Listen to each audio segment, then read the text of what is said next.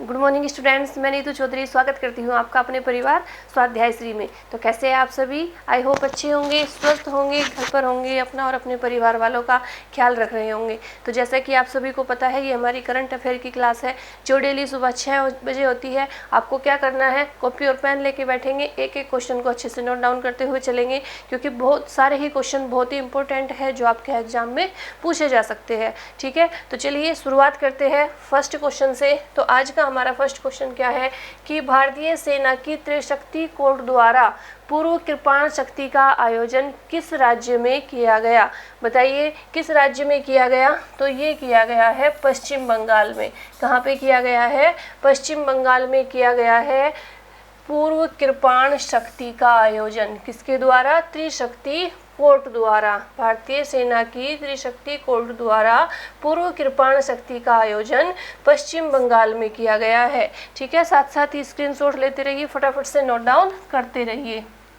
चलिए बात करते हैं कुछ युद्ध अभ्यास की। जब किसी युद्ध अभ्यास की बात आई है तो बात करेंगे जितने भी युद्ध अभ्यास है जो इम्पोर्टेंट है, जो आपके एग्ज़ाम में पूछे जा सकते हैं। यहाँ पर हमने सभी नोट डाउन करने की कोशिश की है, तो आप लोग भी क्या करेंगे, तो अच्छे से नोट डाउन कर लेंगे अपनी कॉपी में, तो फिर वो सारे आपको याद रहेंगे।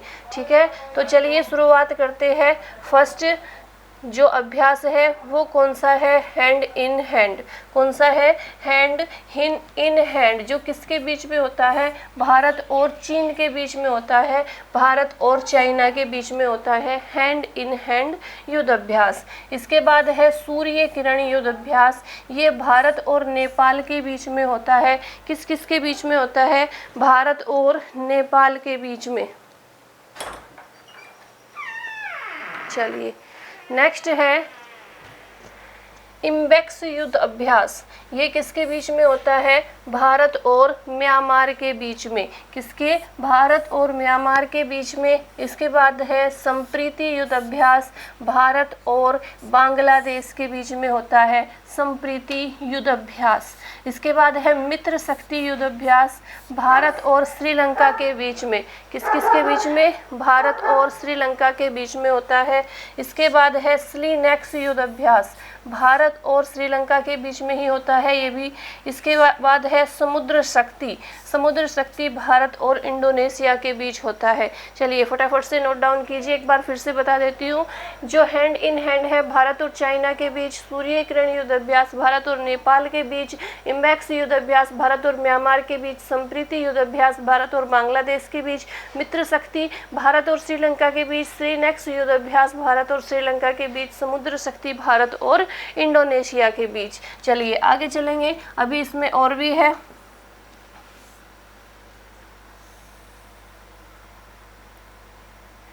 चलिए दस्तक लिंक, ये किसके बीच होता है? भारत और उज्बेकिस्तान के बीच।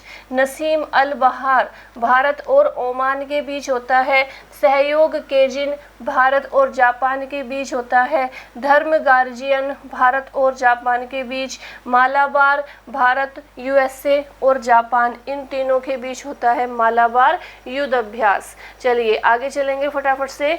Question number second, robin Uthappa को ब्रेन हेल्थ इनिशिएटिव का ब्रांड एम्बेसडर किस राज्य सरकार ने नियुक्त किया है?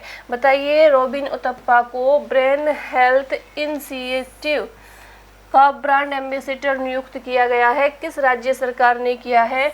तो ये किया है कर्नाटक सरकार ने। किसने किया है? कर्नाटक सरकार ने किया है। बात जब आ जाती है एम्बेसडर की तो आज सारे एम्बेसडर ही देख लेते हैं। आप लोग एक जगह नोट डाउन कर लीजिए और वहाँ से ही पढ़ते रहेंगे। तो चलिए शुरुआत करते हैं। डिश टीवी के ब्रांड एम्बेसडर कौन है? एक एक एम्बेसडर जो भी है हमने यहाँ पर सभी कोशिश की है सभी को लेने की, तो आप लोग अच्छे से नोट डाउन करते रहिए। तो डिश टीवी के ब्रांड एम्बेसडर है ऋषभ पंत। एडिडास के ब्रांड एम्बेसडर है मनिका बत्रा। ठीक है, कौन है? मनिका बत्रा, टेबल टेनिस खिलाड़ी है। A23 गेमिंग प्लेटफॉर्म के ब्रांड एम्बेसडर कौन है? शाहरुख खान। कौन है? शाहरुख खान। इसके बाद बिहार खादर के ब्रांड एम्बेसडर कौन है? ये है मनोज तिवारी। कौन है? मनोज तिवारी। इसके बाद कृषि नेटवर्क ऐप के ब्रांड एम्बेसडर कौन है? पंकज त्रिपाठी।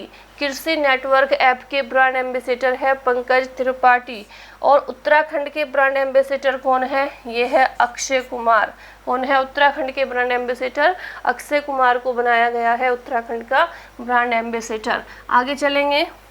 इसके बाद है बाटा इंडिया। बाटा इंडिया के कौन है? दिशा पटानी। कौन है? बाटा इंडिया के ब्रांड एम्बेसडर किसे नियुक्त किया गया है? दिशा पटानी को किया गया है। यहाँ पर हमने सभी लिए हुए हैं, अच्छे से आप इन्हें नोट डाउन कर लेंगे। इसके बाद है गुड डॉट के ब्रांड एम्बेसडर नीरज चोपड़ा। इसके बाद है रिन्यू बाय के ब्रांड एम्बेसडर राजकुमार राव।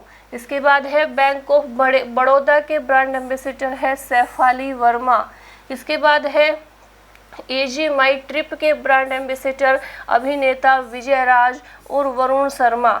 इसके बाद यूनिक्स के ब्रांड एम्बेसडर है जसप्रीत बुमराह।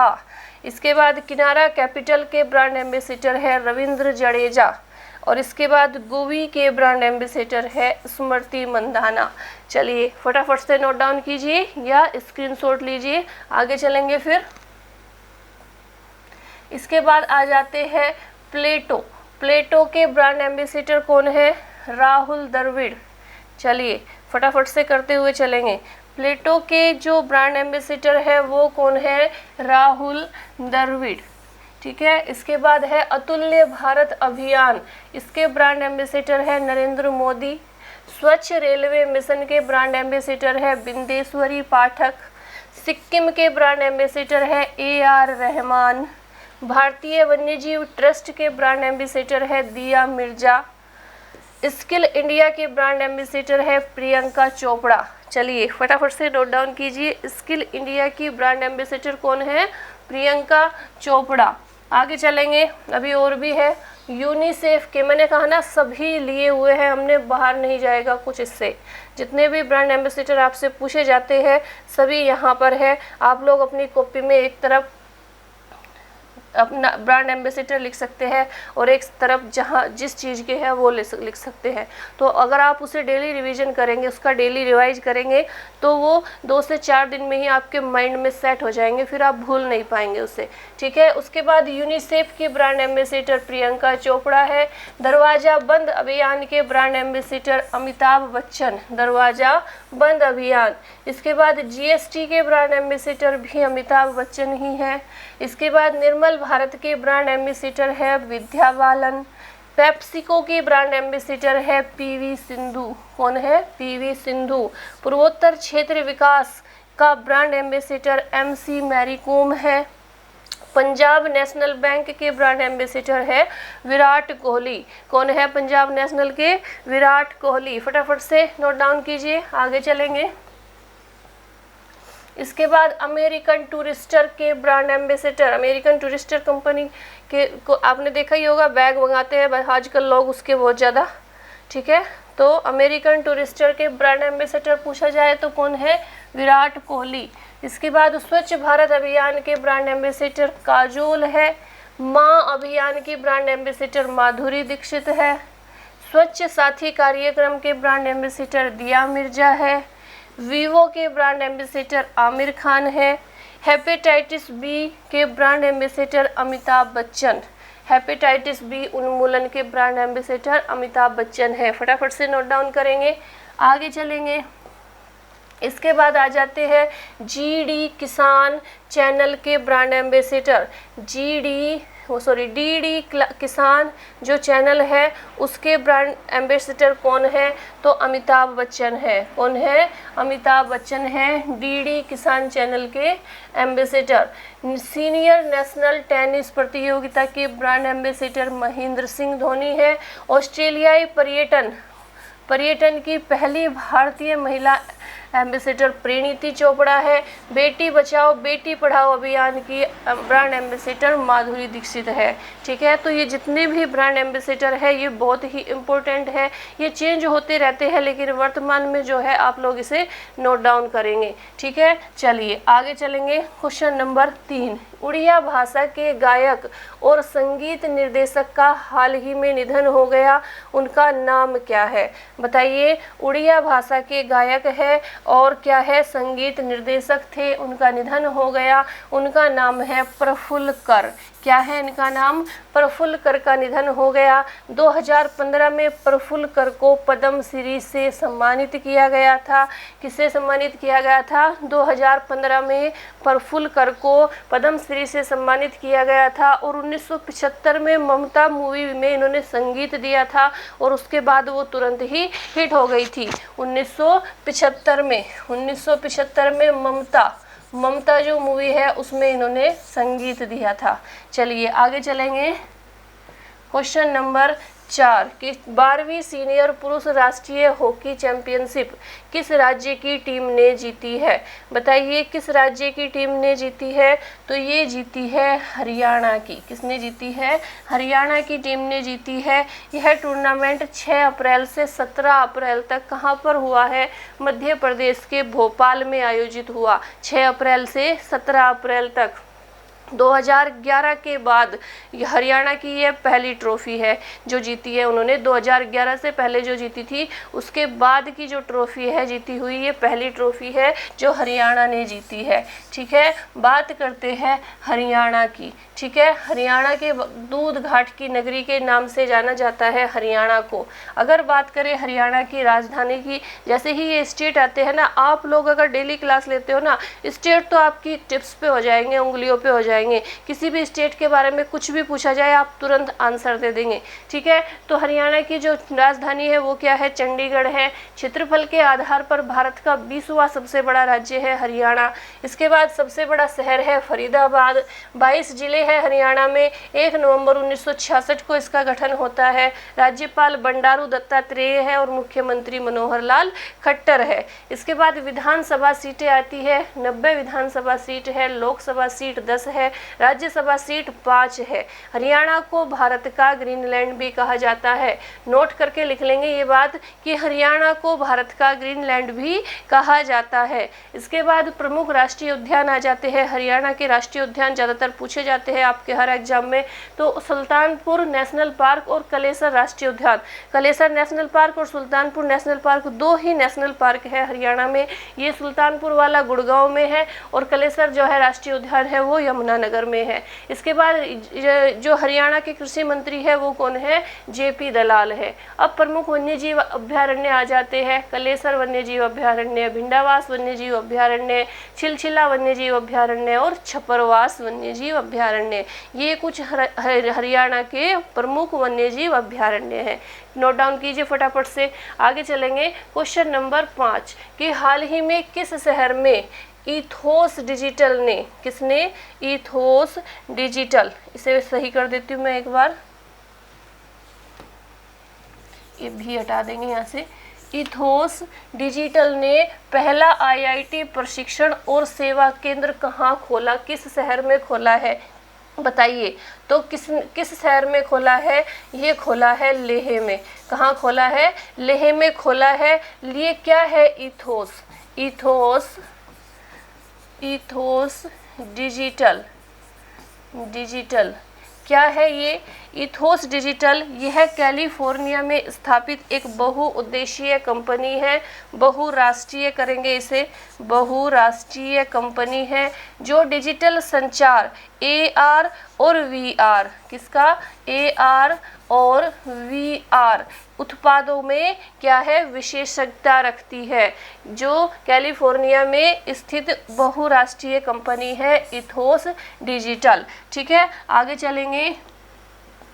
इसके बाद क्वेश्चन नंबर 6 कि हाल ही में इंडिया पल्स ग्रेन्स एसोसिएशन ने किसे नया अध्यक्ष नियुक्त किया है? बताइए किसे किया है नया अध्यक्ष नियुक्त? तो ये किया है विमल कोठारी को। किसकी जगह लेंगे विमल कोठारी? जीतू भेड़ा की जगह लेंगे। किसकी जगह लेंगे विमल कोठारी? जीतू भेड़ा की जगह लेंगे विमल कोठारी। ठीक है, आगे चलेंगे इसमें। इसके बाद क्वेश्चन नंबर 7 के हाल ही में नव वर्ष उत्सव पायला बैसाख, कौन सा?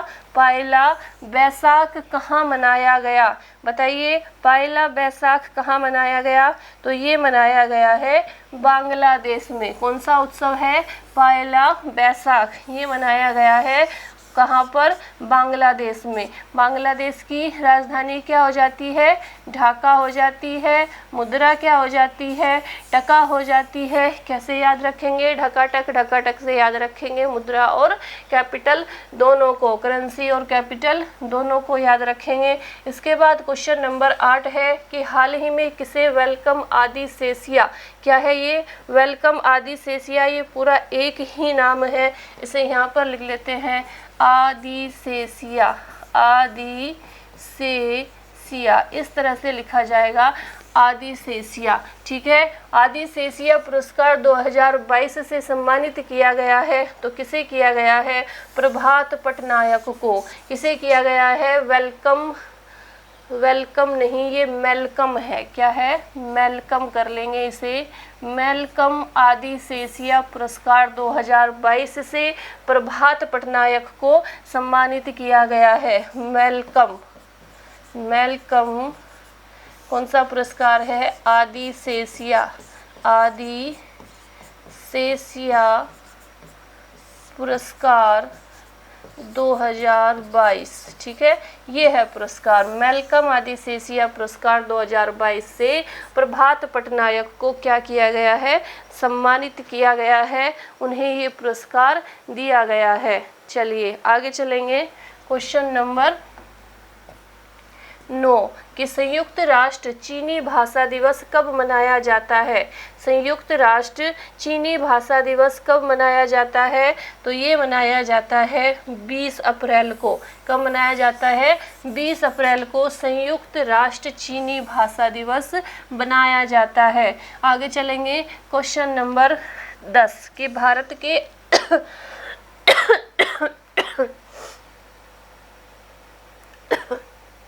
सॉरी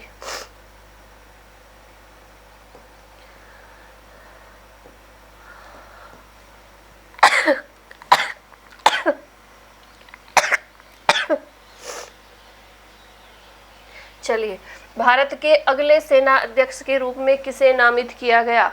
तो अगले सेना अध्यक्ष के रूप में किया गया है मनोज पांडे को नामित। ये किसकी जगह लेंगे? मनोज मुकुंद नरवणे की जगह लेंगे। मनोज मुकुंद नरवणे है वर्तमान में, तो उनकी जगह कौन लेंगे? मनोज पांडे लेंगे अगले सेना अध्यक्ष के रूप में। चलिए आगे चलेंगे। ये 10 क्वेश्चन हमारे कंप्लीट हो जाते हैं। इसके बाद आती है हमारी आज की पुस्तक। आज की पुस्तक क्या है? गीत गोविंद के लेखक कौन है? बताएंगे। इसका आंसर आप लोग कमेंट बॉक्स में दीजिए मुझे कि इसका जो गीत गोविंद जो पुस्तक है वो किसने लिखी है। और आज का हमारे इतिहास का प्रश्न क्या है कि 1800, इसे मैं सही कर देती हूँ, ये 1854 लिखा हुआ है। ठीक है, ऐसे लिखा हुआ है 1854 की वुड डिस्पैच उपलब्धियों का मूल्यांकन करने के लिए किस आयोग सॉरी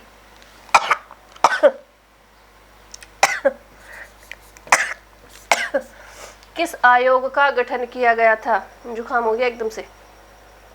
1854 की वुड डिस्पैच की उपलब्धियों का मूल्यांकन करने के लिए किस आयोग का गठन किया गया था? और गीत गोविंद पुस्तक के लेखक कौन है? इन दोनों के आंसर आप लोग मुझे कमेंट बॉक्स में देंगे। ठीक है, चलिए आगे चलते हैं। कल का रिवीजन। कल हिंदी का जो प्रश्न था, हिंदी की जो कल की पुस्तक थी वो कौन सी थी? बुद्ध चरितम। कौन सी पुस्तक थी? बुद्ध चरितम के लेखक कौन है? तो बुद्ध चरितम लिखी थी अश्व घोष ने। किसने लिखी थी? अश्व घोष ने लिखी थी बुद्ध चरितम। ठीक है। इतिहास का प्रश्न था कि भारत पर आक्रमण करने वाला पहला तुर्क आक्रमणकारी कौन था? तो पहला तुर्क आक्रमणकारी था सुबुक्तगीन। कौन था? सुबुक्तगीन। सबसे पहले भारत पर तुर्क आक्रमणकारी पूछा है, मैंने आक्रमणकारी नहीं पूछा, तुर्क आक्रमणकारी पूछा है। तो तुर्कों में से सबसे पहले सुबुक्तगीन ने भारत पर आक्रमण किया था। ठीक है, नोट डाउन कर लेंगे इसे अच्छे से, आगे चलेंगे। इसके बाद कल का रिवीजन देख लेते हैं एक बार। फर्स्ट क्वेश्चन था कि हाल ही में राष्ट्रीय डाटा और एनालिटिक्स प्लेटफॉर्म लॉन्च करने वाला पहला आयोग कौन बन गया? तो ये बन गया है नीति आयोग। ठीक है। इसके बाद है हाल ही में प्रधानमंत्री मोदी ने WHO global centre for traditional medicine की आधारशिला कहाँ पर रखी? तो ये रखी है गुजरात में। वर्ल्ड बैंक की रिपोर्ट के अनुसार हाल ही में भारत में गरीबी में कितने प्रतिशत की गिरावट आई? तो 12.3% की गिरावट आई है। नेक्स्ट क्वेश्चन था कि दृष्टिबाधित लोगों के लिए भारत सरकार ने पहला इंटरनेट रेडियो कहाँ पर लॉन्च किया? तो ये किया है नागपुर में। आयुष्मान भारत स्वास्थ्य और कल्याण केंद्रों पर ब्लॉक स्तरीय स्वास्थ्य मेलों का आयोजन कौन सा केंद्रीय मंत्रालय कर रहा है? तो ये कर रहा है स्वास्थ्य मंत्रालय। नेक्स्ट क्वेश्चन था हाल ही में अंतर्राष्ट्रीय जल सप्ताह तथा जल सम्मेलन international water week water convention 2022 की मेजबानी कौन सा देश करेगा? तो ये करेगा सिंगापुर। नेक्स्ट है विश्व विरासत दिवस 2022 हाल ही में कब मनाया गया? तो ये मनाया गया है 18 अप्रैल को। ठीक है। इसके बाद है हाल ही में किस देश के प्रधानमंत्री प्रविंद जगन्नाथ भारत में 8 दिवसीय यात्रा पर आए हैं? तो ये मॉरिशस के प्रधानमंत्री आए हैं। निम्न में से किस लेफ्टिनेंट जनरल को थल सेना का नया प्रमुख नियुक्त किया गया है? तो ये किया गया है, किसे किया गया है? मनोज पांडे को। ठीक है। नेक्स्ट है भारतीय विज्ञान मानक परिषद की नई CEO हाल ही में कौन बनी है? तो मनीषा कपूर बनी है। ठीक है। ये हमारे 10 क्वेश्चन कंप्लीट हो जाते हैं और 10 क्वेश्चन हमारे करंट अफेयर के कंप्लीट, टॉप 10 आज के कंप्लीट हो जाते हैं। रिवीजन हम इसलिए करते हैं ताकि कल के क्वेश्चन भी हमें याद रह सके। ठीक है। एक बार कहते हैं ना, जितना ज़्यादा रिवीजन करोगे किसी भी टेस्ट को, किसी भी पेपर को निकालने के लिए आप जितना ज़्यादा रिवाइज करोगे उतना ही बेस्ट होगा। क्योंकि जब आप वहाँ पे एग्ज़ाम देने जाते हो ना और एग्ज़ाम सेंटर में बैठते हो तो कंफ्यूज हो जाते हो ऑप्शन देख के। तो हमें क्या करना है? बिल्कुल उसका बेस तैयार करना है। कोई भी सब्जेक्ट हो, किसी भी सब्जेक्ट को पढ़ना है तो सबसे पहले उसका बेसिक क्लियर कीजिए, थ्योरी क्लियर कीजिए, उसके बाद क्वेश्चन आंसर की सीरीज लगाइए। अगर हम डायरेक्ट क्वेश्चन आंसर लगाते हैं तो क्या होता है कि हम आंसर देने में कंफ्यूज हो जाते हैं कि ये है या ये है। लेकिन हम अगर थ्योरी पहले पढ़ते हैं और तब क्वेश्चन आंसर की सीरीज लगाते हैं तो हम कभी भी कंफ्यूज नहीं होते, क्योंकि हमारी वो थ्योरी क्लियर हो चुकी होती है। ठीक है। तो आप लोगों को क्या करना है? सबसे पहले अपना कोई भी सब्जेक्ट आप तैयार करें। करंट अफेयर तो ऐसी चीज़ है जिसके बारे में आपको डेली पढ़ना है। ये तो डेली नए क्वेश्चन आएंगे। ठीक है। ये तो आपको रिवाइज करते रहना है। आप जो भी क्वेश्चन देंगे, वो जो भी एग्जाम देंगे उसमें 2 से 4 महीने की करंट अफेयर पूछी जाती है, तो वो तो आपको पढ़नी ही है, डेली पढ़नी है। ठीक है। लेकिन और जो अदर सब्जेक्ट है जिसकी भी आप तैयारी करते हो, अब तो history, geography, polity, physics, chemistry, biology हर एग्जाम में पूछी जाती है। ठीक है। तो अगर किसी भी सब्जेक्ट को आप पढ़ते हो तो पहले उसका बेस तैयार कीजिए, उसकी थ्योरी तैयार कीजिए। ठीक है। उसके बाद क्या कीजिए? क्वेश्चन आंसर लगाना शुरू कीजिए। ठीक है। जैसे 8 बजे हमारी बायोलॉजी की क्लास भी होती है, कभी कभी नहीं हो पाती तबीयत खराब होने की वजह से, लेकिन आपको क्या करनी है, उसमें हम क्या करते हैं? थ्योरी ही कराते हैं। 8 बजे वाली क्लास में थ्योरी ही क्लियर कराते हैं। उसके बाद फिर हमारी दिन में 2 बजे क्या होती है? एक अभी क्लास हमने शुरू की है हिस्ट्री की, जिसमें तुर्क आक्रमण चला हुआ है। उसे इस तरह से पढ़ाया गया है कि एक कहानी के जैसे, एक कहानी आप लोग सुन रहे हो और वो आपकी कहानी को सुनने में मज़ा आता है ना, इंटरेस्ट आता है। तो इसी तरह से सर आपको पढ़ाने की कोशिश कर रहे हैं। तो आप वो क्लास भी ज़रूर लीजिए। जो भी पॉइंट उसमें नोट डाउन करने लायक है उसे नोट डाउन कीजिए। ठीक है। फिर क्या होगा कि वो जब आप ध्यान से सुनोगे ना, बुक से पढ़ने में और सुनने में, किसी से सुनने में और बुक से पढ़ने में धरती आसमान का फ़र्क होता है। जब आप खुद से पढ़ते हो तो वो चीज़ें इतनी अच्छे से याद नहीं रहती, लेकिन जब आपको सामने वाला समझाता है तो आपको वो याद रहेगी उसने क्या क्या कहा था, ठीक है। तो वो सारी चीज़ें आपको याद रह जाती है। इसलिए आप लोग क्या करें, ज़्यादातर जो क्लास लेते हैं किसी भी टीचर से लेते हैं, ये नहीं कि हमसे ही लेते हैं, किसी भी टीचर से लेते हैं, तो उसमें जो इम्पोर्टेंट पॉइंट होते हैं उन्हें अपने हाथ से नोट डाउन करते रहिए, ठीक है। तो वो आपको याद रहेंगे। जब आप एक बार क्लास लेंगे, 2 बार क्लास लेंगे उसी टीचर की, तो वो ऐसे माइंड में सेट हो जाएगी कि आप 2 साल बाद भी एग्ज़ाम देने जाएंगे तो भी आप उसे भूल नहीं पाएंगे, ठीक है। तो चलिए आज के लिए इतना ही रखेंगे, कल की क्लास में फिर नए क्वेश्चंस के साथ मिलते हैं।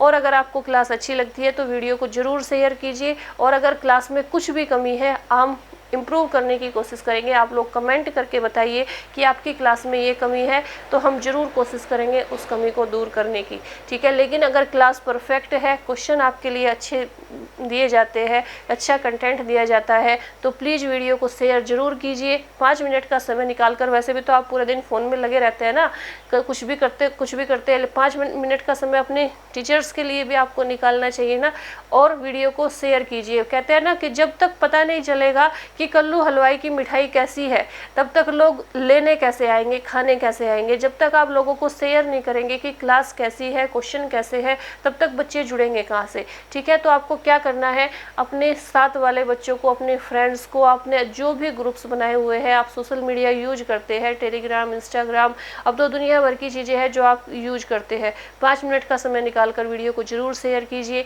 लाइक कीजिए, और चैनल को सब्सक्राइब करेंगे तो आपको हर क्लास का नोटिफिकेशन मिलता रहेगा। जो भी क्लास हम देंगे उसका नोटिफिकेशन आपको थोड़ी देर पहले ही आ जाएगा, तो आप उस क्लास को अच्छे से ले सकते हैं, नोट डाउन कर सकते हैं। पिछली क्लास लेने के लिए आप प्ले लिस्ट पर जाकर भी वहाँ से क्लास ले सकते हैं, और डिस्क्रिप्शन बॉक्स में भी आपके लिंक दिए हुए हैं, वहाँ से भी आप अलग सब्जेक्ट की क्लास ले सकते हैं जो भी हम पढ़ा रहे हैं, ठीक है। तो आज के लिए इतना ही रखेंगे। धन्यवाद। जय हिंद, जय भारत।